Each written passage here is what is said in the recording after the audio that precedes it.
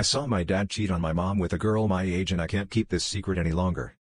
For some context, I have a very bad relationship with my mom. She basically mentally abused me all my life and never apologized for it. Now I'm 19 and I moved out of the house to go to college. I come by once in a while to see my siblings and my dad, with whom, on the contrary, I have a great relationship with.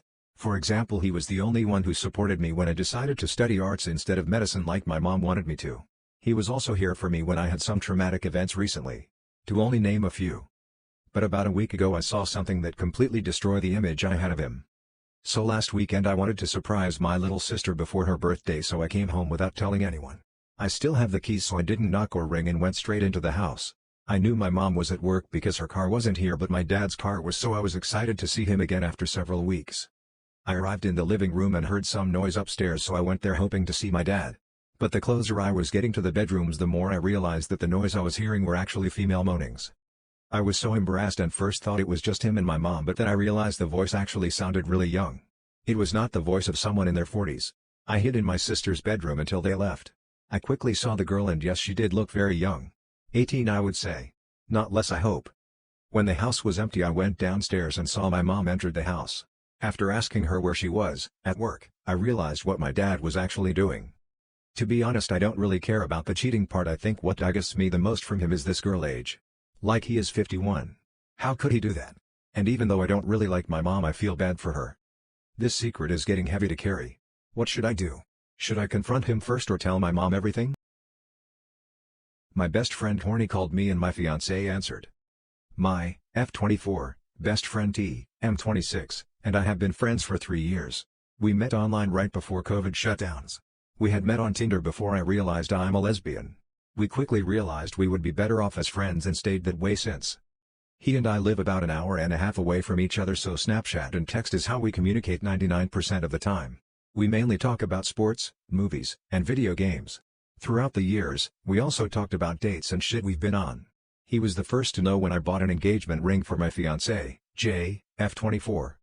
Jay and I have an amazing relationship where we have no secrets. She knew I met D on Tinder but also knows I'm, in her words, the biggest lesbian ever, so was never ever concerned. She did think T was annoying because he's super loud but just asked that he be quieter when he's hanging out at our apartment, lol. Anyway, D has been going through a tough time recently, I guess, and has been drinking a lot. I grew up with alcoholics and have told him a number of times I don't want to be around that shit, but he still would drunk text me and call some nights.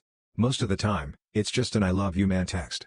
This time, however, he FaceTimed for whatever reason. It was 1 a.m. and I was dead asleep, but Jay was up with insomnia and was playing a phone game on my phone, Hello Kitty Island Adventures Lamau.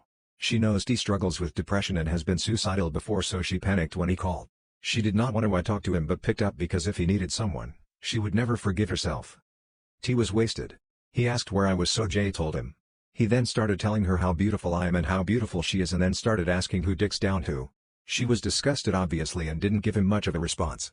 He then implied that we should have a threesome since Jay and he both have dicks, Jay does not, and both find me hot. She quickly got off the phone at that point and woke me up while sobbing.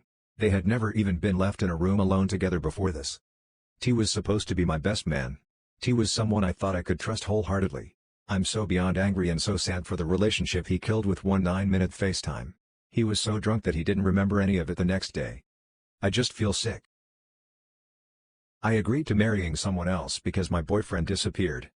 My mother never liked the boyfriend that I had because he's older than me by a bit. I'm currently 21, and he's 24. We met when I was 17 and he was 20. My mom has always insisted I be married by 20, which I actually did want for myself, and I was ready to marry my boyfriend, but then he told me when I was 19 that he was doing his master's degree in another country because he got a scholarship.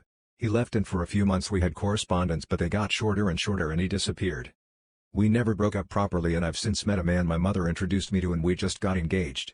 I wonder where my boyfriend is now because he's gone silent on social media. I tried to Google him but couldn't find anything on him. Pretty much all his immediate family has died or is either off social media, so I have no idea where to find him. Even his friends who I was so hesitant to message say they don't know where he is. I'm still gonna be thinking of him while I'm getting married. I very truly cannot stand my daughter. Do not get me wrong. I love her, she is my flesh and blood. I cannot stand being around her. She is trashy. Political opinions on Facebook, those my wife is born in December and is crazy, do not mess with her or you'll find my body shirt bought for her boyfriend. Does not care if she looks bad or stinks in public. I'm not saying you have to be dressed to the nines to go to the grocery store, or even that you shouldn't wear pajamas, I mean visible stains, greasy hair, to go out to eat or clothes shopping. Claims she is so country and redneck. We raised her in a small town, but it isn't a rural one. Not that it would make a difference or that rural living is bad, just that she is not country or a redneck. I went to visit her the other week. She lives a state away. Her house is filthy and doesn't look nice. She has the money to live a nice life and she chooses to live in squalor. This is not the girl I raised, and me and my husband cannot stand being around her, and it breaks my heart. She is not pleasant to talk to anymore. I'm sure some will ask if she is doing okay mentally. I've asked, and she says yes. She is not showing signs of depression from what I have seen. She has declined any help to clean up her home, not quite a hoard, but not clean or a home for anyone, and says she likes it how it is. When she visits us, she shows no respect for our space. Dirty dishes left about, her things strewn everywhere, eats everything from our pantry. I am not one to turn down food for my children even though they're grown-ups, but if you're visiting for a few days I shouldn't have to spend $200 just on food for you. That food was for all our kids who visited, not just her. I don't know why she changed this way. Her husband was redneck but not trashy and disrespectful like this one we met. They've both given up and I'm not sure why. I wish I could like my daughter, but I can't. I don't want to invite her for the holidays. She smells like cigarettes and BO. I just witnessed a suicide. I'm in shock and barely thinking straight. I was walking at my local mall to meet a friend of mine and a guy just hit the ground right in front of me, maybe 15 to 20 meters away. The poor man, mid-30s apparently, jumped off of the 5th floor to the ground floor. Just like that, no scream, nothing. I can't express how awful I'm feeling right now. The noise, the image, they're echoing in my mind. Dozens of other people saw it too, a bunch of them filming and taking pictures like it was nothing.